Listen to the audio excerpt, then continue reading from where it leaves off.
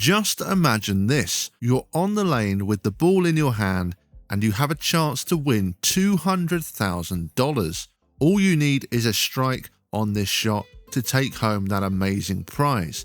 How exactly would you react? Some would relish the opportunity, others would probably fall over as their legs turn to jelly, but the idea of throwing a strike for $200,000 isn't an imaginary one. It was actually a reality. There was a time when the pros on the PBA Tour had a chance to win that first place prize. And there was one occasion where it was won from the luckiest shot imaginable. In this video, I'm going to break down the event I'm talking about and look at how luck won one player $200,000. The event I'm talking about, as some of you may have already guessed, is the Motel 6 Roll to Riches. This started in 2005. The concept of the event was pretty simple. There were 6 players and just one prize, a winner take all of $200,000. The 6 players chosen for this event were the 4 winners of the most recent major tournaments and 2 players chosen by a fan vote. In the 2005 edition, the players featured were Patrick Allen, Chris Barnes, Danny Wiseman, Tommy Jones, Norm Duke and Steve Jarris. Now, the actual format of the event probably could have been improved, but the overall concept was brilliant. It meant that the players were bowling for the highest first place prize in PBA history. All 6 players would start by throwing one shot each, with the low score being eliminated until there were 2 players remaining. These 2 players would automatically make it through to the semi-finals. The other players who were eliminated in round 1 weren't out of the event, they still went into the bracket and then played a 6-frame match. Jones and Barnes were the top 2, so they got the bye to the semi-finals. They would actually both win their semi-final matches to get to the final.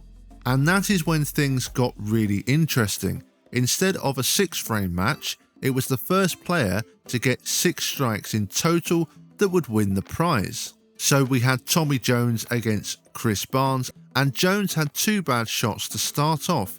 Barnes, meanwhile, wasn't playing around and just went out and threw 6 strikes in a row to win the event.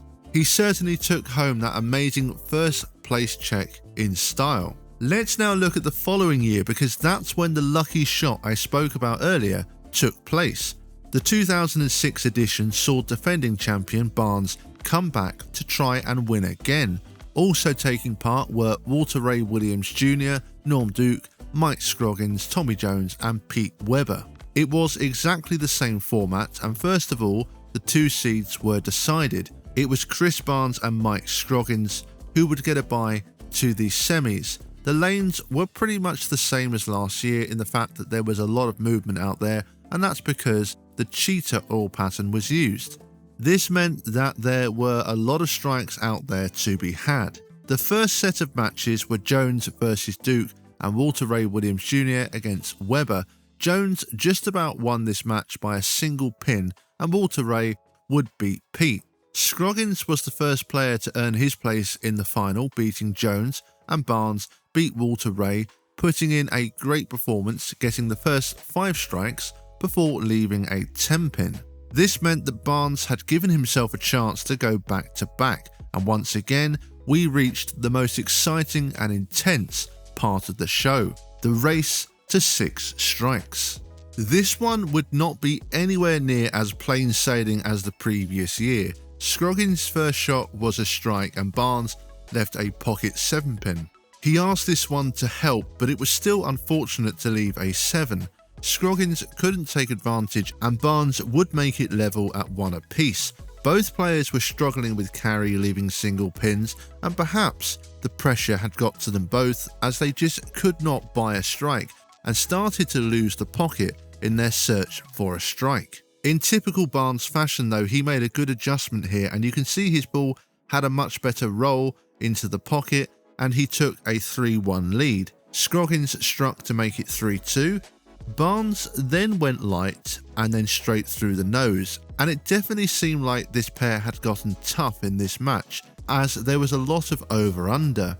Scroggins took advantage of the split from Barnes to make it 3-3. Barnes made it 4-3 and Scroggins evened it up again. Barnes though made it to 5 on the next shot to put the match in his hands. Whatever his opponent did on the next shot, Barnes would have a chance to win. However, Scroggins did step up here, made a great shot under pressure to make it 5-all, and this suddenly made the next shot for Barnes even tougher. He knew a miss here would give Scroggins the chance to win. Barnes did make a good shot, but left a 10-pin. Now it was Scroggins who had the opportunity to win, but this shot was light and left a 7-pin. We went back to Barnes once again, but this shot was way inside his mark, and yet somehow it struck. He went Brooklyn and somehow tripped out the 6-pin. Obviously, this was about the luckiest break you could have hoped for in this situation, and somehow this shot managed to win him $200,000 for the second year in a row. Scroggins, you can see, was shaking his head, and I don't blame him, but you know, that unfortunately is bowling. As unfair as it might be, these type of breaks happen, but it's just incredible that it turned out to be the shot that Barnes needed to win. Even though Barnes did get very lucky, I still think he played a little bit better in the title match. Scroggins did lose the shot, and I think some of his strikes weren't 100% convincing. It seemed like he didn't have anywhere near as good a shot as he did in the previous rounds. Barnes, I think, had a better look, and I think he did make better shots overall. That being said, Scroggins bowled really well during the whole telecast and did play good in the final, but I still think that Barnes played just that little bit better. Barnes has had his fair share of bad breaks on TV, that's for sure, so I think you could say that this helps to make up for at least 2 or 3 of them, but either way, I still think he played really well in the 2006 event and deservedly was the back-to-back champion. So what happened at the following events? Well, in 2007, Barnes actually didn't participate, so it meant we would have a new champion. That would be Doug Kent, beating Norm Duke in the final, although the prize was dropped down to $150,000. In 2008, it was again $150,000 to the winner, and Parker Bone III would win, beating Norm Duke, who lost in the final once again. This was a very close one that went to 5-5, but then Parker stepped up and struck for the win. Unfortunately, that would be the last ever Roll to Riches event, and it's a real shame. I loved the concept of this, and I think the winner takes all prize was obviously fantastic. I think they could have tested maybe some slightly different formats, but overall it was a great event that I wish we could still have on the PBA. Well, I hope we've all learned one thing from this video, and that is that no matter how good you are, sometimes we all need that little bit of luck.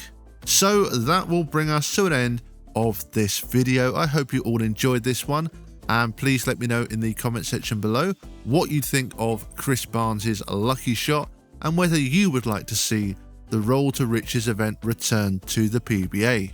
If you have enjoyed what you've seen here today, I would really appreciate it if you would hit the subscribe button below so you don't miss out on any of my future videos. Well, that is going to do it from me for today, and as always, thank you bowling fans, and see you all next time.